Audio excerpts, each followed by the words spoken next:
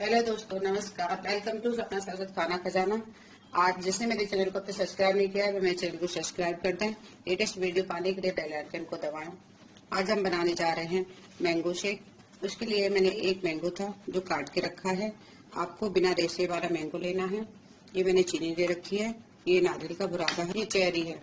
एक जाल लेंगे, इसमें हम कटे हुए मैंगो को डाल देंगे।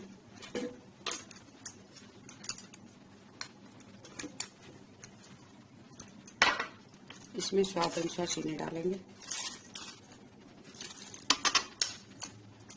इसमें ठंडा चिल्ड दूध डाल देती बर्तन लगा के इसको ग्राइंड कर। इसमें आइस ग्लास लेंगे, इसमें आइस डालेंगे। इसमें मैंगो शेक,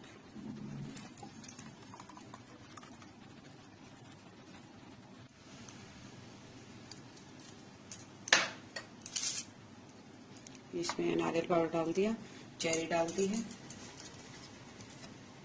इसमें हल्का सा रूह अफ़ज़ा डाल लेंगे।